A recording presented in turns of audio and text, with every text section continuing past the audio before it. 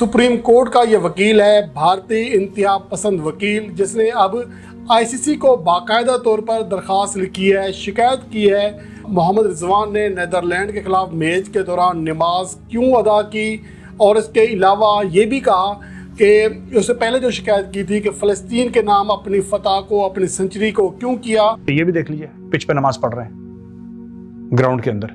फिर पाकिस्तानी कहते हैं हम क्यों हार जाते हैं, हम क्यों हार जाते हैं, क्या वजूहात हैं कि हम हार। अरे क्रिकेट की पिच पे क्रिकेट खेलो, मस्जिद में नमाज पढ़ो। एक भारत जो अपने आप को सेकुलर मुल्क कहता है, जहां तमाम मज़ाहिब के लोगों को हर तरह की आज़ादी देने का दावा किया जाता है, वहां मुसलमानों के साथ जो सलूक हो रहा है वो तो सबको पता है। लेकिन अब उनके एक कानूनदान ने मोहम्मद रिजवान के खिलाफ कंप्लेन कर दी है। इससे पहले ज़ैनब अब्बास के खिलाफ उन्होंने शिकायत की। बहुत तैयारी करके गए थे, बिल्कुल उन्होंने तो जी एक से एक, जिसे कहते हैं ना, ईंट से ईंट बजा देनी थी मैच के दौरान। मगर हुआ ये कि वहां पे जो क्राउड बैठा हुआ था, यानी जो भारतीय क्राउड बैठा हुआ था, उन्होंने जो नारे लगाए, जय श्री राम के नारे, पूरे वक्त जय श्री राम के नारे लगते रहे। कहा जाता है कि उससे पाकिस्तान की टीम जो है वो थोड़ा घबरा गई। हालांकि हमने कहा भी था कि आपने घबराना नहीं है, और मुझे ये समझ नहीं आ रही कि अगर जय श्री राम के नारे लग रहे थे तो उसमें घबराने वाली कौन सी बात है। ग्राउंड में नमाज अदा करने पर भारतीय वकील ने मोहम्मद रिजवान के खिलाफ शिकायत दर्ज करा दी। सुप्रीम कोर्ट ऑफ इंडिया के वकील ने आईसीसी के चेयरमैन क्रेग बार्कले को लिखा, रिजवान ने नीदरलैंड्स के खिलाफ हैदराबाद में मैच के दौरान ही नमाज पढ़ी। ये स्पिरिट ऑफ क्रिकेट और आईसीसी के कवानीन की खिलाफ वर्जी है। श्रीलंका से कामयाबी गजा के लोगों के नाम करने पर भी एक्शन का मुतालबा किया। 2 सफ़ात के शिकायतनामे में ये भी लिखा, मोहम्मद रिजवान मैच को एक मौका समझते हैं, देखने वाले लाखों लोगों को अपना दीन दिखा सके। रिजवान के खिलाफ सख्त एक्शन लिया जाए। जय हिंद दोस्तों, जैसा कि आप सभी को पता है कि पाकिस्तान के एक प्लेयर ने वर्ल्ड कप के एक मैच के दौरान नमाज अदा किया, तो हमारे इंडिया के एक वकील हैं, सुप्रीम कोर्ट के वकील हैं, जिनका नाम है विनीत जिंदल। उन्होंने पाकिस्तान के विकेट कीपर बल्लेबाज मोहम्मद रिजवान के खिलाफ अंतर्राष्ट्रीय क्रिकेट परिषद में औपचारिक शिकायत दर्ज की है। शिकायत रिजवान के क्रिकेट मैदान पर नमाज करने और गाजा के लिए समर्थन व्यक्त करने के बारे में है, जिस पर जिंदल जी का आरोप है कि खेल की भावना को हराया गया है। उन्हें फील्ड में नमाज नहीं पढ़ना चाहिए था। अगर उन्हें नमाज पढ़ना है तो वो अपने मस्जिद में पढ़े। ये फील्ड में लाखों लोगों के सामने खेल के दौरान नमाज पढ़ने का कोई सेंस ही नहीं बनता है। हाल ही में एक मैच के दौरान रिजवान की हरकतों ने क्रिकेट समुदाय के कुछ वर्गों के बीच चिंता पैदा कर दी है। एक मैच के दौरान रिजवान को मैदान पर एक संक्षिप्त नमाज अदा करते हुए देखा गया था। हालांकि यह गाजा के लिए रिजवान का मुखर समर्थन है, जो संघर्ष और भू राजनीतिक तनाव से ग्रस्त क्षेत्र है, जिसने सबसे अधिक विवाद को जन्म दिया है। जबकि एथलीटों द्वारा सामाजिक और राजनीतिक मामलों पर अपने विचार व्यक्त करना असामान्य नहीं है। जिंदल का तर्क है कि रिजवान के बयान ने खेल की भावना को हरा दिया है, संभावित रूप से खेल और व्यक्तिगत मान्यताओं के बीच की सीमाओं को खराब कर दिया है। आईसीसी को अपनी शिकायत में विनीत जिंदल ने क्रिकेट के मैदान पर इस तरह की कार्यवाहियों की उपयुक्तता पर सवाल उठाए हैं, जिसे आमतौर पर प्रतिस्पर्धा के लिए तटस्थ स्थान माना जाता है। उनका तर्क है कि यह व्यवहार न केवल दर्शकों का ध्रुवीकरण करता है, बल्कि खेल की भावना के लिए महत्वपूर्ण एकता और खेल भावना को भी कमजोर करने की क्षमता रखता है। अंतर्राष्ट्रीय क्रिकेट की संचालन संस्था आईसीसी को अब इस शिकायत का समाधान करना होगा और यह निर्धारित करना होगा कि मैदान पर रिजवान की हरकतों ने किसी क्रिकेट नियमों का उल्लंघन किया है या नहीं। यह सुनिश्चित करने में आईसीसी की महत्वपूर्ण भूमिका होने वाली है। तो मेरा यह ऐसा मानना है दोस्तों कि अगर आपको नमाज पढ़ना है या आपको पूजा करनी है, तो आपको आपका जो धार्मिक स्थल है वहां पे करना चाहिए, ना कि खेल हो रहा है और खेल के दौरान ही फील्ड में आप शुरू हो जाएं। अब जैसे कि रोहित शर्मा और विराट कोहली हैं हमारे प्लेयर, वो भी अपना सेंचुरी मारेंगे और बीच में ही हवन लेकर बैठ जाएंगे पूजा करने के लिए, तो क्या ये अच्छा लगेगा?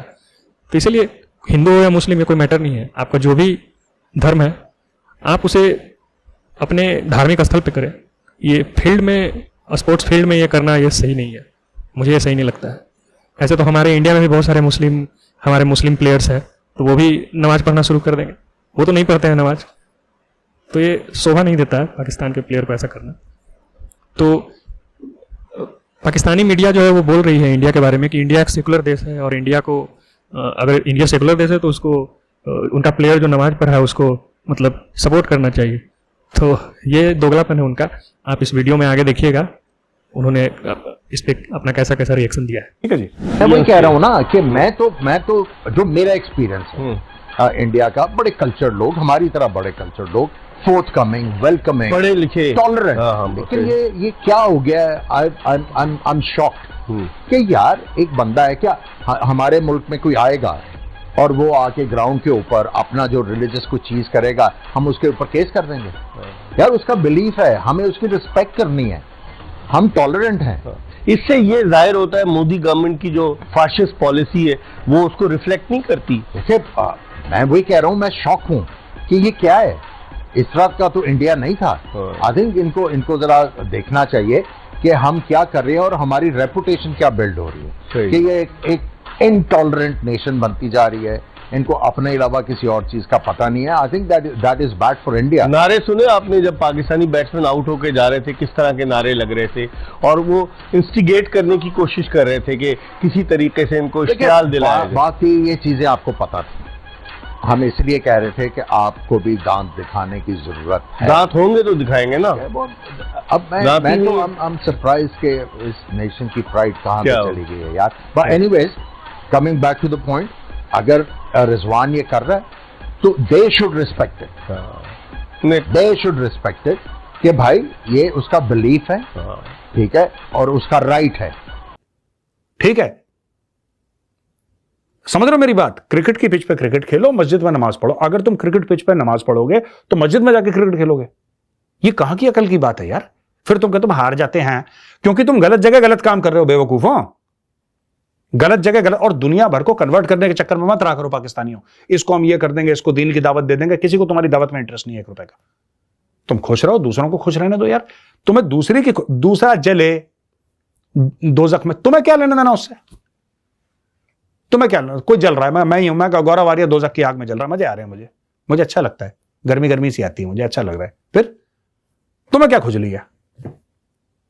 सबके पीछे पड़ जाओगे, तुम कलमा पढ़ लो, ये पढ़ लो। ये पाकिस्तानियों का फुल टाइम प्रोफेशन है ये। तभी सारे के सारे मैच हारते हैं, बेइज्जती होती है, जलील होते हैं ये, और इन्हीं के लोग पाकिस्तानी इनको गालियां देते हैं।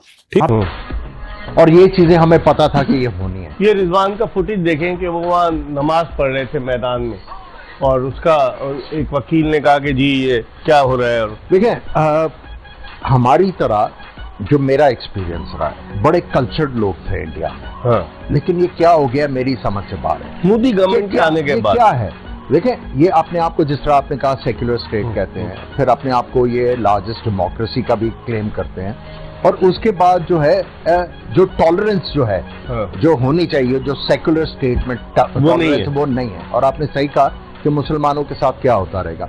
सो ये चीज अब मैं आपको के दूसरी तरफ लेके जाता हूं, जिनके बारे में ये कहा जाता था कि ये बड़े रेसिस्ट हैं, ये लिंच करते हैं दूसरे स्किन्स को और रिलीजन्स को, ये गोरों के बारे में ये बात की जाती है।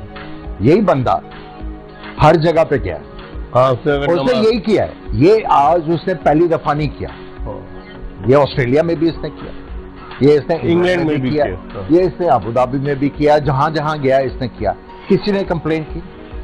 इससे उनके माइंडसेट का अंदाजा होता है ना। इसका तो मतलब यही होना चाहिए था कि जी अब भगवान राम जो है उनका आशीर्वाद भी इनके साथ है, लेकिन खैर, या उनकी कहना चाहिए कि उनकी ब्लेसिंग्स भी इनके साथ है। लेकिन न जाने क्यों घबरा गए, और घबराना तो तब चाहिए था अगर वहां पे कोई एक सिंगल बंदा उठ के कह देता अल्लाह अकबर, तो फिर मेरे ख्याल घबरा जाना चाहिए था। इसलिए कि आपको मालूम है कि वैसे तो अल्लाह अकबर से भी बहुत से लोग कहते हैं घबराने की बात नहीं है, मगर कई बार हमने देखा है कि अल्लाह अकबर कह के और उसके बाद या तो कोई फट जाता है या कोई मार मोड़ देता है, तो इस तरह की बात होती है। तो इसलिए मेरा ख्याल है कि घबरा जाना चाहिए था। लेकिन बहरहाल इस वक्त जो जय श्री राम के नारे लगे, उससे हमारी टीम को हरगिज नहीं घबराना चाहिए था। लेकिन बहरहाल हो सकता है कोई और वजह रही हो। उससे पहले जी हमारे टीम के एक खिलाड़ी रिजवान जिनका नाम है, उन्होंने नमाज भी पढ़ी थी ग्राउंड में, और लेकिन उसका कोई नमाज का टाइम नहीं था। मेरे ख्याल है 10 साढ़े 10 बज रहे थे, और 10 साढ़े 10 बजे कोई नमाज नहीं होती, लेकिन बहरहाल फिर भी उन्होंने नमाज पढ़ी। तो अगर आप अपने रिलीजन का कुछ फॉलो कर सकते हैं, तो हिंदुस्तान जहां पर 80% हिंदू रहते हैं,